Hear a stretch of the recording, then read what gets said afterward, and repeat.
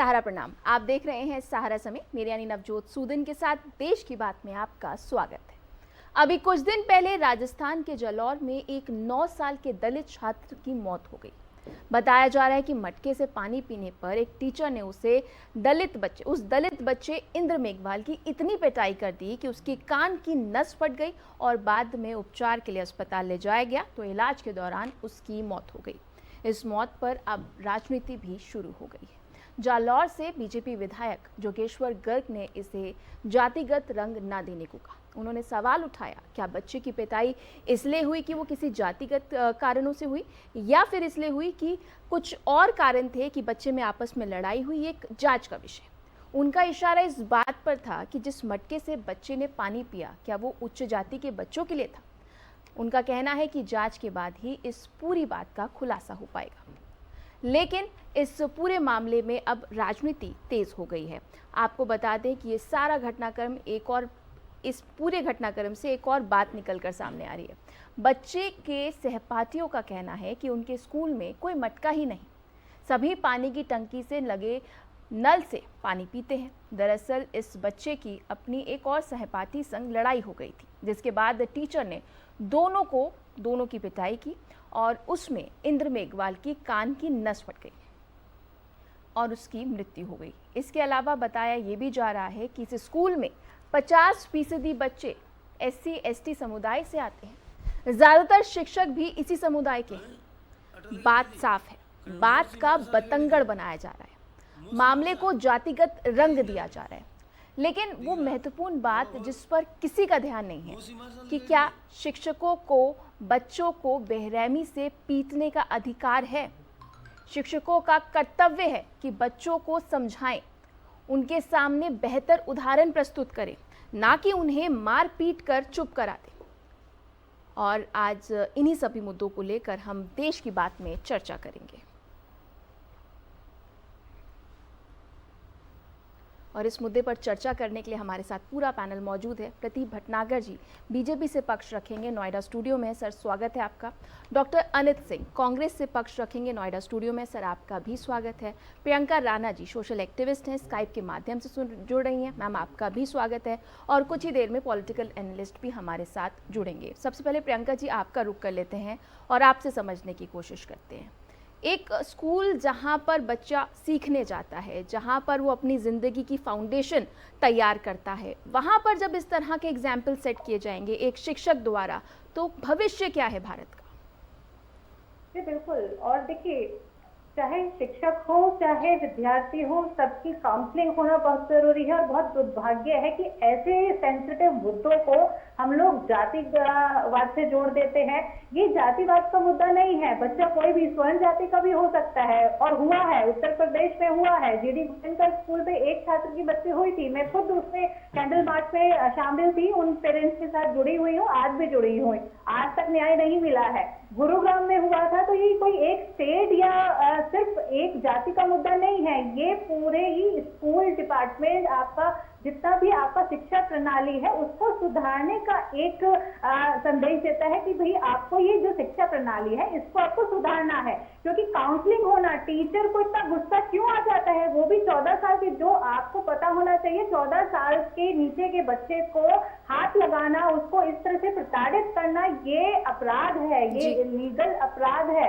इसको आप ऐसे नहीं, बच्चे को इस तरह से टॉर्चर नहीं कर सकते हैं। तो वो किस तरह से उनको गुस्सा आता है? क्या टीचर्स की काउंसलिंग नहीं होती है? क्या उनको ये समझाया नहीं जाता है? क्या उनको रूल्स एंड रेगुलेशंस नहीं समझाया जाता है? तो ये इतने छोटे बच्चे, आप सोचिए 3 साल का बच्चा, 9 साल के बच्चे, कितने छोटे बच्चे होते हैं, उनको नहीं पता है। माँ बाप अपने बच्चों को स्कूल में सौंपते हैं, जिंदगी भर की उनकी पूंजी होती है, जिनको वो स्कूल के हवाले करते हैं कि भाई आप हमारे बच्चों को पढ़ा लिखा करके बड़ा कीजिए। आप टीचर्स को ही नहीं पता है कि आपको किस तरह से बिहेव करना है। तो किस तरह के लोग हैं, किस तरह के टीचर्स हैं, आप पूरा शिक्षा व्यवस्था के ऊपर ये सवाल उठता है। और इसके ऊपर सिर्फ राजनीति करना ये बहुत ही दुर्भाग्य है, चाहे वो कोई भी सरकार हो। बेशक प्रियंका, आप बहुत अहम बात कर रही हैं और कहीं ना कहीं अब इस पर विचार करना होगा, लेकिन अगर कुछ भी होता है तो उसमें राजनीति तेज हो जाती है और अब हम देख रहे हैं कि इस पूरे मामले को लेकर राजनीति भी तेज हो गई है। कांग्रेस का रुख कर लेते हैं डॉक्टर अनित, क्योंकि राजस्थान का ये मामला है तो बीजेपी को मौका मिला और कहा कि देखिए आपके प्रदेश में क्या हो रहा है, लेकिन सवाल ये उठता है कि क्या ये इस वक्त जब हम देश आज़ादी का 75वीं सालगिरह मना रहे हैं, जश्न मना रहे हैं, महापर्व मना रहे हैं, एक दलित समुदाय को इतनी भी आज़ादी नहीं कि वो अपनी मर्जी से चीज़ों को छू सके। नवजोत जी, बेशक आपका और आपके माध्यम से और आपके इस प्रोग्राम के माध्यम से सारे देशवासियों का जो ध्यान इस तरफ आया है ये काबिल गौर है।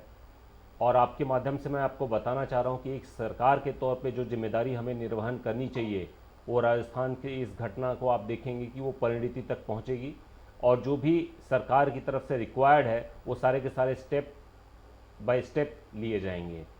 जहाँ तक आपका एक इस घटना से ताल्लुकात है, आप देखेंगे कि हमारे जितने भी बड़े से बड़े नेता हैं सारे लोगों ने वहाँ जाके अपनी संवेदनाएं रखी हैं और दलित समाज के, खासतौर पे मैं अपने उप मुख्यमंत्री सचिन पायलट जी का रुख बताना चाहूँगा कि उन्होंने बताया कि जिस तरीके से हमें ज़ीरो टॉलरेंस रखना पड़ेगा इस तरीके की घटनाओं को लेकर और दलित समुदाय को विश्वास में लेने की ज़रूरत है कि इस तरीके की कोई भी घटना होगी वो अननोटिस नहीं जाएगी, चाहे किसी भी तरीके का सरकारी अमला और प्रशासन जिस तरीके का भी की भी ज़रूरत होगी, जिस भी कार्रवाई की ज़रूरत होगी वो किया जाएगा। आपने देखा होगा कि किस तरीके से, मैं आप इसको जस्टिफाई नहीं कर सकता क्योंकि इस तरीके की घटना को के लिए कोई भी आर्थिक मदद बेमानी है, लेकिन उसके बावजूद भी एक परिवार के तौर पे जो एक आर्थिक मदद करने की ज़रूरत थी वो हमारी सरकार ने वहाँ पे तुरंत किया है।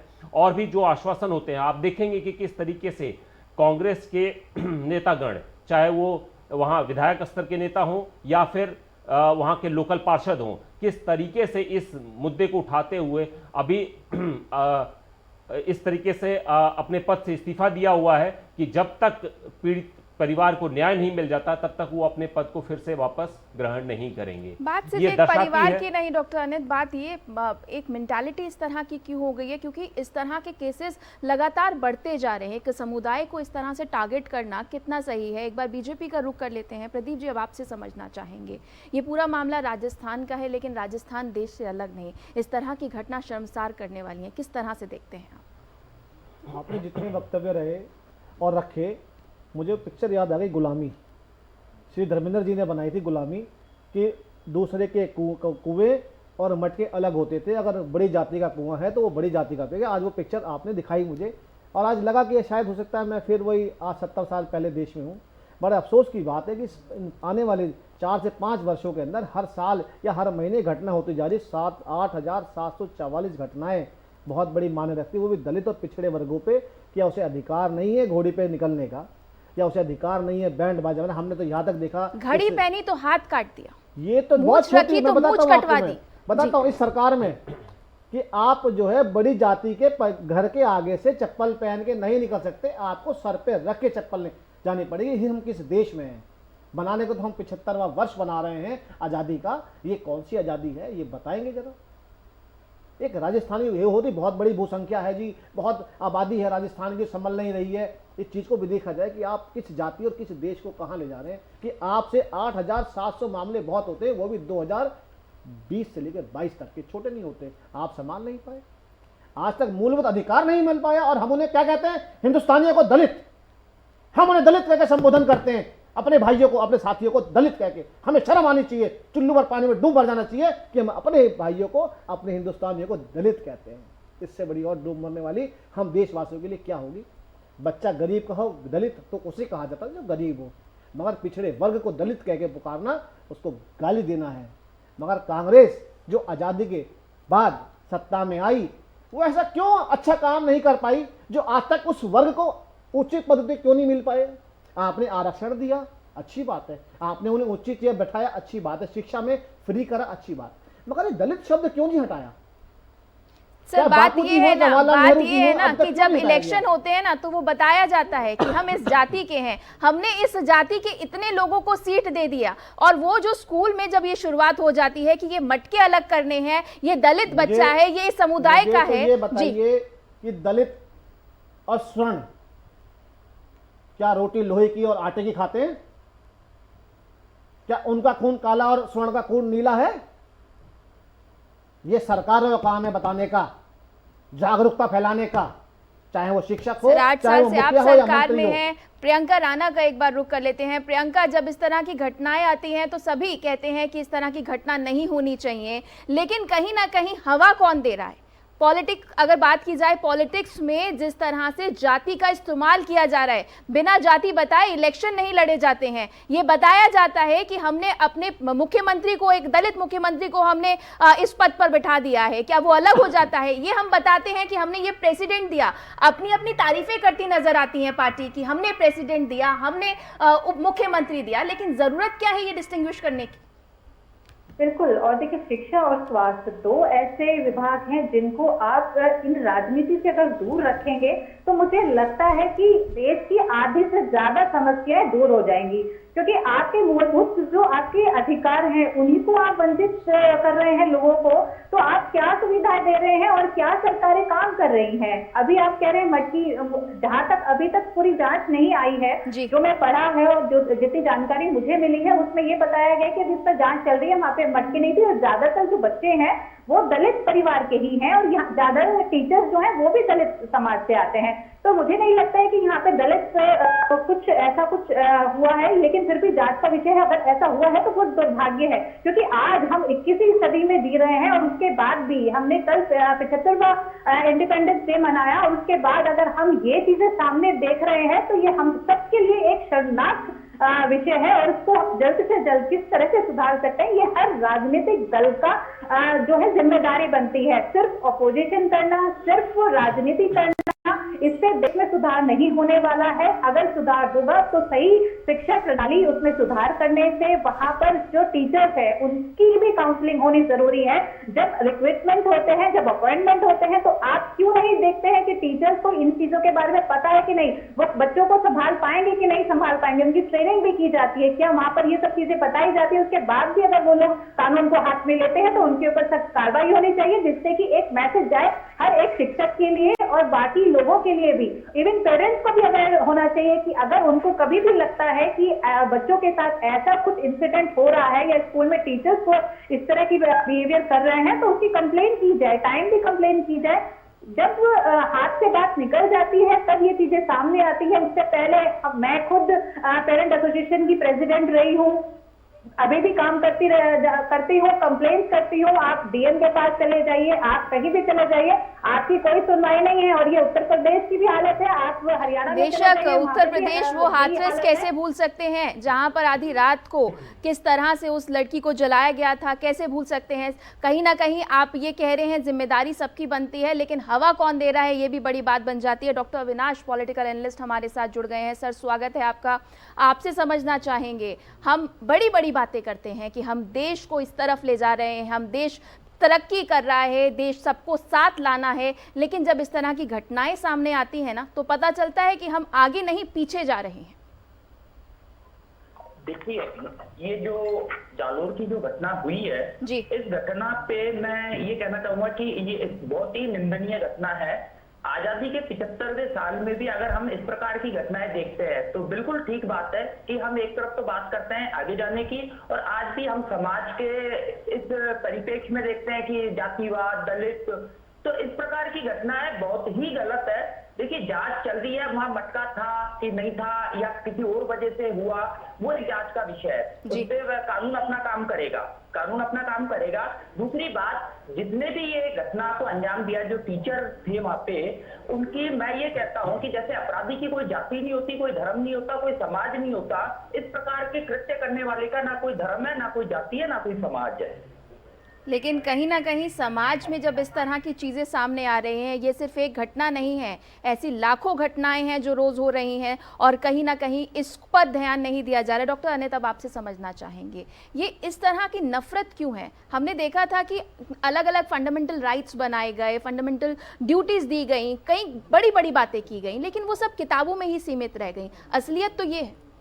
नवजोत जी, आपके माध्यम से मैं बताना चाह रहा हूँ कि देखिए, हर एक समाज में कुछ बुराइयाँ होती हैं और ये हमारी किसी सरकार की खामियां नहीं है, ये एक सामाजिक बुराई है।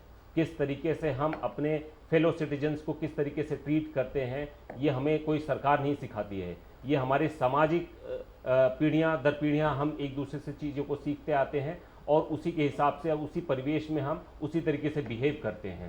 पर ये अफसोस की बात है कि इतने दिनों के बाद भी इस तरीके की घटनाएं हो रही हैं और जो एक एसिमिलेशन का प्रोसेस था वो स्लो है। लेकिन मैं आपको बताना चाह रहा हूं कि सरकारों की क्या जिम्मेदारी होती है, एक नीतिगत सरकार की और एक न्यायिक प्रक्रिया के तहत हमारी क्या जवाबदेही होती है, वो मैं आपको बताना चाहूँगा। एक सरकार के तौर पे ये इस घटना की मैं प्रबल निंदा करता हूँ और मैं ये सरकार के साथ जो सचिन पायलट जी का वक्तव्य था उसको मैं फिर से एक बार दोहराना चाहूँगा कि किसी भी तरीके से हमारे समाज के किसी भी तबके को ये नहीं लगना चाहिए कि सरकार उनके साथ नहीं है। इस तरीके की कभी भी कोई भी विशेष परिस्थिति आएगी तो सरकार का जो भी प्रयास होता है वो भरसक सर किया कहाँ जाएगा। प्रयास हो रहा है? सर प्रयास कहाँ हो रहा है? अगर इस तरह की स्थिति हो रही है, 9 साल के बच्चे के साथ इस तरह हो रहा है, तो क्या प्रयास करें? लोग आपको वोट दें, सिर्फ उससे काम चल जाएगा सर। राहुल जी चुप हैं, प्रियंका जी चुप हैं, सोनिया जी चुप हैं, राजस्थान कब जा रहे हैं? आप ये बता दें, 4 दिन से मुख्यमंत्री तक पहुंच नहीं पाए जालौन, 4 दिन तक मुख्यमंत्री जालौन नहीं पहुंच पाए, दिल्ली का नेतृत्व नहीं पहुंच पाया। ये कौन सा न्याय प्रणाली है? क्या उत्तर प्रदेश राजस्थान अलग है? ये देश के भाग नहीं है? तो ये भेदभाव क्यों? बोल लिया इन्होंने, मैं इनको बोलिए 1 मिनट के लिए शांति से बात सुनिए, तब समझ पाएंगे। इनको मैं बताना चाहूंगा कि सरकारें किस तरीके से काम करती हैं, वो इसका जीता जागता उदाहरण राजस्थान की सरकार है। जिस तरीके से पीड़ित परिवार को आप देखेंगे कि किस तरीके से सारे के सारे नेता वहां पे पहुंचे हुए हैं और संवेदनाओं के साथ वहां पे रह रहे हैं। उसके साथ साथ वहां की लोकल लीडरशिप देखिए, बिल्कुल बीजेपी नेता नहीं पहुंचेंगे, डॉक्टर साहब बिल्कुल सही कह रहे हैं आप, बीजेपी नेता नहीं पहुंचेंगे, सुनिए आप मेरी बात, कांग्रेस का अध्यक्ष पहुंचेगा, क्षेत्रीय सांसद नहीं पहुंचेगा बीजेपी का, कहता रहा हूं।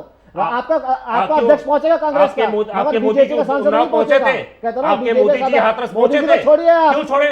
आपने कहां पहुंचे? प्रधानमंत्री नहीं पहुंचा पा रहे हैं, जयपुर तक तो पहुंच नहीं पाए आपका वो, उधर तो भेदभाव करता है आपका मुख्यमंत्री। आप बताइए गुजरात में किस तरीके से जो दंगल जिन्होंने करा उनको मौका देता है, महिलाओं के साथ क्या हो रहा है? जो मृत्यु एक जिनको सरकार के तौर पे, उन्हें जेल एक सरकार के तौर पे मोदी सरकार चेहरा है किस तुम्हारे तरीके से काम मुख्यमंत्री कर का। रही है, कि विशेष एंगल के साथ भाई जरा यहाँ बैठ के मैं यार। पूछना चाहता हूँ कि 8,000 ऐसा क्या हो जाता है कि देश में मुद्दे हो गए। 11 आज SC ST पे। बलात्कारियों के अभियुक्तों को छोड़ने पे केवल उनका 8,700 स्वागत किया सुगंधित, जाता है। केवल 1,000 इस लोगों को तरीके की हम सजा हुई है न्याय अब तक। व्यवस्था क्या दिखाना चाहते हैं कि 1,000 लोगों को सजा हुई है केवल, काल में और आधा सौ इस जमानत तरीके की में। न्याय व्यवस्था हम दिखाना चाह रहे हैं। न्याय ये बड़े व्यवस्था शर्म की दिखाई बात है कि किस न्याय तरीके व्यवस्था से दिखाई नरेंद्र गई है। मोदी जी लाल किले की प्रचार अरे प्राचीर पे आके बोलते हैं कि भेदभाव, महिलाओं को ड्यू देना चाहिए। पीड़ना, क्या यही तरीका ये है? आपका आपको चलन मैं है। बताना चाहूंगा कि देखो, बिल्किस बानो के केस, भेदभाव नहीं, आपका बिल्किस बानो चलन के ठीक है, केस में ठीक है, मुद्दे पर रहते हैं। 11 लोगों को मुद्दे पे रहते जिस हैं। तरीके डॉक्टर से अनित, आप बताइए कि उनको- डॉक्टर अनित मुद्दे पर रहते हैं, मुद्दे पर रहते हैं। कहीं ना कहीं ये बहुत ही दुखद घटना है और ये सिर्फ एक घटना नहीं है, ऐसी हजारों संख्या में ये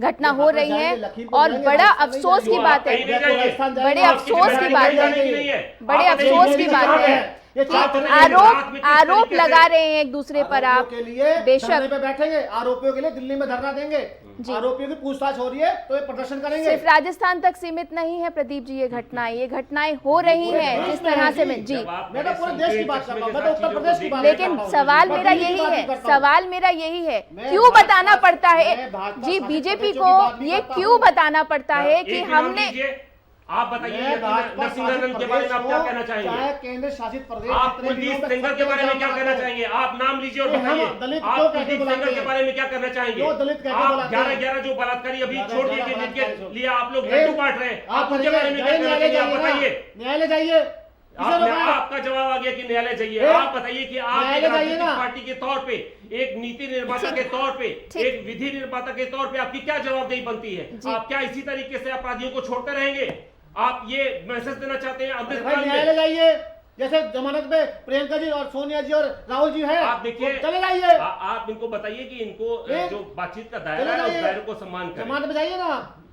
बेशक कहीं ना कहीं सवाल यही उठाया जा रहा है कि सिर्फ अपने फायदे के लिए इस वक्त राजनीति हो रही है कि हमें वोट किस तरह से मिलेगा, एक वोट बैंक बनकर रह गए हैं दलित समुदाय। प्रदीप जी, बहुत बढ़िया बात कही आपने। कहीं चुनाव होता है ना जी तो चुनाव में ना उसमें आकलन होता है। किस तरह आकलन होता है, शायद मेरे साथ जो देख रहे हो टीवी और मैं गलत हूं तो मुझे माफ कर दीजिएगा, वहाँ आंकड़ा लगाया जाता है कि इस जिले के अंदर इतना प्रतिशत दलित है, इतना प्रतिशत ओबीसी है और इतना प्रतिशत मुस्लिम है। समाजवादी पार्टी हो, कांग्रेस हो, बहुजन समाज पार्टी हो, चाहे और दल हो, उन्हें वोट नहीं चाहिए हिंदू का, उन्हें जातिगत वोट चाहिए। उन्हें मुस्लिमों को वोट चाहिए, रिझा के चाहिए वोट, उन्हें वोटर नहीं चाहिए, उन्हें जाति से हिसाब से चाहिए। इस परसेंट लगा के टिकट दी जाती है, उस तरीके से चुनाव लड़ाया जाता है कि इनको रिझाना है, इनको समझाना है, इनको अपने साथ लाना है। ये जातिगत आज से तो नहीं है, ये हमारे समाज में ये तब से है जब बीजेपी एक्टिव होती है। चाहे आप आपने केरला तो की बात कर किसानों लीजिए, को सालों का वहां पे लड़ लिया। सांप्रदायिक दंगे अरे किस आप तरीके से तो बढ़ते हैं, ठीक जब है, वहां पे बीजेपी चुनाव होता है, कांग्रेस के बीजेपी ऊपर वहां उतर जाते एक्टिविटी हैं, बढ़ती है, यही प्रियंका राणा का सारी रुख की कर सारी लेते हैं। चीजें शुरू हो जाती बता रहा हूं है। मैं, आज देखिए आप भी बंगाल थे, शांत मैं भी था। है, लेकिन इलेक्शन के पहले अच्छा, बंगाल सुन शांत हो लीजिए, जाता है। आपके प्रवक्ता की बता रहा हूं मैं, आपकी प्रवक्ता की बता रहा हूं, इसी टेबल पे बैठ के कही थी कि आप लोगों ने धोखा करा, आपने सबको हिंदू बना के वोट ले लिया। यही मंच की बात बता रहा हूं। अरे अगर हमने सब किसी वर्ग का हो, प्रियंका का एक बार रुक कर लेते हैं। प्रियंका देखिए, ठीक है, गुलवंकर जी की थ्योरी पढ़िए, आपको पता लग जाएगा कि किस तरीके से ध्यान आपने दीजिए हिंदू समाज को बांटने जी का काम बेशक किया है। प्रियंका देखिए, यही मैं कह रही थी कि आप पूछ रही थी ना क्यों समाज बट रहा है। समाज इसलिए बट रहा है क्योंकि एक वोट बैंक तक सीमित रह गए हैं समुदाय। सिर्फ इस्तेमाल कीजिए और उसके बाद भूल जाइए, और यही कारण है कि अभी तक जो हम 75वां साल मना रहे हैं, महापर्व मना रहे हैं, लेकिन आज़ादी अभी भी किसी को नहीं मिली है। जी, और दुख होता है देख करके कि जितनी बहस आपस में पार्टियां कर रही हैं, इससे अच्छा काम और अपना ध्यान अगर सरकारी स्कूलों पर या प्राइवेट स्कूलों की जो आजकल मनमानियां चल रही हैं उसे रोकने में लगाती, तो शायद हमारे देश की शिक्षा प्रणाली बहुत आगे तक पहुंच चुकी होती। हमारे जो छोटे छोटे देश हैं जिनके जो सरकारी स्कूल हैं भारत से ज्यादा अच्छे हैं, लेकिन उससे सीख नहीं लेंगे। आपस में एक दूसरे की टांग खिंचाई करनी है, सिर्फ कमियां निकालनी है, और जब ऐसे मुद्दे होते हैं ना तब सिर्फ निकल करके सामने आते हैं सिर्फ वोट बैंक के लिए। उसके बाद कहीं घर से बाहर नहीं निकलते हैं, ना सरकारी स्कूल में मिड डे मील हमारे मिलती है। देश की जितनी मिड डे मील एनजीओ कौन सी हैं सरकार ऐसी संस्थान है में जिसकी कोई काम नहीं शासन करती के है। अंदर कहता हूं कमियां केवल नहीं दिखी, टीवी पे लेकिन आने पे ही आज तक वो बोलती नहीं सुधरा है है। और कोई संदेश उसके नहीं बाद देती इसके अलावा। रिपोर्टर्स जाते हैं, वहां पर रिपोर्टर्स के खिलाफ एफआईआर हो जाती है, उनका आवाज दबाने के लिए काम किया जाता है, लेकिन उसको सुधारने के लिए कितना काम किया जाता है। मैं किसी एक सरकार की बात नहीं कर रही हूँ, मैं सारी सरकारों की बात कर रही हूँ। मुझे ये बताइए कौन से भारत के अंदर कौन सी स्टेट ऐसी है जिसकी सरकारी स्कूल जो है वो आज अच्छे हैं, जहाँ पर शिक्षा व्यवस्था जो है वो सुधारी गई है। बेशक एडवर्टीजमेंट पे करोड़ों खर्च करेंगे, कहाँ पर हमारे बच्चों को बेशक प्रियंका एडवर्टीजमेंट पर करोड़ों खर्च करेंगे लेकिन काम नहीं करेंगे। बेशक बेशक आप क्या अपने बड़े बड़े आप दावे करते रहिए सरकार, तो उनसे कोई फायदा नहीं है। सिर्फ इलेक्शन जीतना भी एक कोई ये नहीं है कि आप बहुत अच्छा काम कर रहे हैं। इलेक्शन आप खुद ही बता रहे हैं कि किस तरह से जीते जाते हैं, किस तरह से आप जातियों को बेशक प्रियंका, मैं आपका रुख करूंगी, इस बीच डॉक्टर अविनाश का रुख कर लेते हैं। तो ये भी मत सोचिए कि अगर आप इतने सालों से जीत रहे हैं या कोई सरकार सत्ता में है तो वो बहुत अच्छा काम कर रही है। जी प्रदीप जी जवाब देना चाह रहे हैं प्रियंका। प्रदीप जी बात रखिए। 75 वर्षों के अंदर सरकारों ने काम नहीं किया, एनजीओ ने काम नहीं किया, जो स्वयंसेवी संस्थान उन्होंने काम नहीं किया, आंदोलन जीवियों ने काम नहीं करा। शिक्षा पे किसने काम किया और शिक्षा पे कौन काम करना चाहता है? कितना हमने स्कूलों को जागरूक कर लिया और हमने कितना शिक्षक बन के हमने अपने अपने बच्चों को पढ़ा लिया। हम इल्जाम देने के लिए तो यहाँ बैठ गए मगर कभी आगे बढ़कर काम नहीं किया, चाहे वो सरकार हो चाहे आम नागरिक हो। हम आम नागरिकों की तो कोई है ही नहीं, हम तो केवल बोल ही सकते हैं बस। ना तो हमारा काम बच्चों को बैठा के पढ़ाने का है, ना कभी स्कूल जाने का है। हम तो यहाँ बैठ के इल्जाम दे सकते हैं सरकारों ने काम नहीं किया, सरकारों ने क्या नहीं किया। अरे भाई इतने वर्षों तक अगर स्कूलों में अगर काम होता तो प्राइवेटीकरण क्यों होता? अब तुम्हारे मेरे बच्चे प्राइवेट में क्यों जाते? इसका भी तो उदाहरण दीजिए ना बैठ के आप। आज प्राइवेटीकरण इतना बड़े स्तर पे क्यों हुआ? आप- आज प्राइवेट अगर स्कूल, आप ये बोल आज रहे हैं प्राइवेट काम स्कूल नहीं कहता किया हूँ, है, तो आज आप पहले तो मेरे बारे में पता कर लीजिए। प्राइवेट स्कूल में चाचा पापा सरकारी 1000 बच्चे हैं प्राइवेट स्कूलों और के सरकारी स्कूल खिलाफ में बच्चे जितना 500, है, 800, जितना 900 उनको है। सुधारने के क्यों लिए है? काम किया जा सकता है, बिल्कुल, उतना काम किया है। बिल्कुल नियत होनी चाहिए। हमेशा मैं आबादी बताता हूँ बढ़ आपको, गई है, सुनिए। लेकिन जी, किस बताता हूँ, तरह से मैं आबादी एक बढ़ाई उदाहरण जाती है, आपको उसके मैं। कई सबूत मेरे पास बहुत है। छोटा आप उदाहरण दे रहा हूँ आपको आपको मैं। सबूत भी दे प्रियंका, दूंगी, एक आप बार मेरे बात से सुन कॉल पे लीजिए। बात खत्म कर कर रहा हूँ, लीजिएगा, बहुत फोन समय पे कम आप है, मुझे इसलिए समय दे सुनिए, दीजिएगा। खत्म तो कर इस रहा तरह हूँ की मैं। बातें करने की क्या केवल बात- केवल मुझे 30 सेकंड सुन लीजिए, मैं समाज बता रहा हूँ आपको, है, शिक्षा प्रणाली बता रहा हूँ आपको मैं। शिक्षा प्रणाली आप रहने दीजिए, आप ये बताइए कि आप एक एक करके सारे के सरकारी उपक्रम आप बेचे जा रहे हैं और आप बताना चाह रहे हैं कि सरकारी स्कूलों का हाल क्या है। उत्तर प्रदेश के अंदर, उत्तर प्रदेश के अंदर बता रहा हूँ बेसिक जी, शिक्षा मेरे के पास कम से कम- समय की कमी है, सुनिए, आप सब सुनिए, अपनी बात उत्तर छोटे में प्रदेश के रखिए। अंदर बेसिक शिक्षा कम से कम 1 से 1.5 लाख स्कूल हैं, जी जिसमें पहली क्लास से 5वीं क्लास तक के बच्चे पढ़ते हैं। पता है आपको कि पीछे सरकारों में उनको क्या मिलता था? मेंटेनेंस 5000 रुपए साल का मिलता था। आप ये बताइए जो नेक्स्ट की सुनिए, साहब रिपोर्ट है आप सुनिए, उसको अरे पोस्ट सर कर दीजिए। आपको भी ज्ञान दे रहा नहीं, हूँ। आप सुनिए, ज्ञान नहीं दीजिए। 5000 रुपए मिलता था आपसे साल का ज्ञान लेने के मेंटेनेंस। लिए इतने आज ये वही प्रॉब्लम स्कूल नहीं है बच्चों अब के सुनिए मेरी जहाँ बात। पे घास भी लग रही है, पंखे भी लग रहे हैं, ड्रेस भी मिल रही है और उनको आज पूरी क्या नाम है लाइट भी मिल रही है। आज वो बच्चे पढ़ते भी है बैठ के। अगर सरकारें ये जो रिपोर्ट भी आपने आते कहाँ से हैं, पढ़ी? जो सरकारें आए, तभी इसका दलित सोर्स बता दीजिए। जब अरे, दलित तो लड़की आपको जाते बताना हैं पड़ेगा। सोर्स बता दीजिए। तो लोग देना अरे पड़ेगा। आप इसका सोर्स कितना बता दीजिए, आप बताइए? कहाँ पे पढ़ते मैं हैं? आप सबको आप इसका मैं आप सोर्स सबको बताइए। चाहूंगी एक बार डॉक्टर अविनाश का भी रुख कर लें। डॉक्टर अविनाश, जिस तरह से मैडम, हम मुझे देखते इसका सोर्स हैं, पूछ बेशक लीजिए, मैं कहाँ पे पूछूं बताना डॉक्टर चाहती अनित, है? एक बार मैं डॉक्टर आपको अविनाश को NAS की रिपोर्ट बताता हूँ जो 2020 की रिपोर्ट है, उसके हिसाब से प्राइमरी एजुकेशन में कक्षा 12 तक की जो एजुकेशन उसमें हर एक सब्जेक्ट में पंजाब अव्वल रहा है। हमारे मित्र को बता दूं कि NAS देश साथ चलेगा तभी बात बनेगी, सिर्फ एक राज्य से बात नहीं बन पाएगी। डॉक्टर अविनाश, बेशक पता होना चाहिए। डॉक्टर अनित, मैं चाहूंगी डॉक्टर अविनाश का एक बार रुक कर लें। डॉक्टर अविनाश, आप या फिर पॉपुलेशन पे बात कर डॉक्टर लीजिए, अनित, या फिर doctor Anit, education doctor policy पे अनित। बात कर लीजिए। आप समझ लीजिए कि बेशक, क्या बात कर रहे हैं। डॉक्टर अनित, मैं एक बार बताना डॉक्टर- चाह रहा हूं कि जिस तरीके का इंफ्रास्ट्रक्चर, जिस तरीके से रिसोर्सेज हैं, उसी हिसाब से स्टेट बड़ा या छोटा होता है। अगर छोटा स्टेट है तो इसका मतलब यहाँ पे वहां पे रिसोर्सेज भी कम है। बेशक, लेकिन इस वक्त राजस्थान में जो कुछ हो रहा है उसके बाद डॉक्टर अनित सवालिया निशान तोड़ता है। एक बार डॉक्टर अविनाश का रुख कर लेते हैं। डॉक्टर अविनाश, बेशक बड़े बड़े नारे दिए जाते हैं, सबका साथ सबका विकास की बात की जाती है कि समुदाय के लिए अलग अलग पार्टीज उतर जाती हैं, लेकिन सिर्फ अपने फायदे के लिए नजर आता है, क्योंकि इस वक्त भी जो स्थिति है वो बदली नहीं है। देखिए नवजोत जी, स्थिति बदलने का काम तो आप और हमको अपने आप से ही करना होगा, ठीक है। दूसरा मैं आपको ये कहना चाहूंगा कि राजस्थान में ये पहली घटना नहीं है। राजस्थान में इससे पूर्व में भी कई घटनाएं हुई है, अलवर में हुई है, आपके अभी जालोर में हुई है, कई घटनाएं राजस्थान में इस प्रकार की हो चुकी है।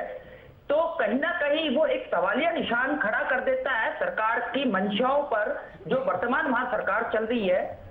तो उसके मंशा, उनकी क्या मंशा है, क्या उनके विधायक सोचते हैं, क्या उनके मंत्रिमंडल सोचते हैं, या शायद मैं ये दूसरे शब्दों में ये भी कहूंगा कि राजस्थान की सरकार को शायद होटलों से में रहना और होटलों से ही काम करना, 40-40 दिन तक होटलों में रहना, बाड़ेबंदी करना। 10 सेकंड का रिएक्शन मैं डॉक्टर अनित का चाहूंगी। बेशक डॉक्टर साहब को मैं याद दिला दूं कि हमारे सरकार और हमारे जो नुमाइंदे हैं वहां पे पब्लिक के, उनकी क्या राय है मैं आपको उसके बारे में बता दूं कि वहां पे 12 के 12 पार्षदों ने अपने पद से इस्तीफा दे दिया है। वहां के जो विधायक हैं उन्होंने अपने पद से इस्तीफा दे दिया और सब कुछ कंडीशनल है कि जब तक पीड़िता के परिवार को, बेशक आप दोनों को मैं माफी के साथ रोकना चाहूंगी, मेरे पास समय इतना ही है। बेशक डॉक्टर अनित, बताना चाहूंगा कि सरकार की जो भी जिम्मेदारी होती है, आप ABC की आप बताइए कि क्या जिम्मेदारी होनी चाहिए, ये घटना होने के बाद वो सरकार करने के लिए तैयार है। बेशक डॉक्टर अनित, कहीं ना कहीं सरकार नींद से जागी है, ये बड़ी बात है, लेकिन क्यों नींद में सोई है ये भी सवाल है। और सवाल सिर्फ कांग्रेस का नहीं, सिर्फ बीजेपी का नहीं,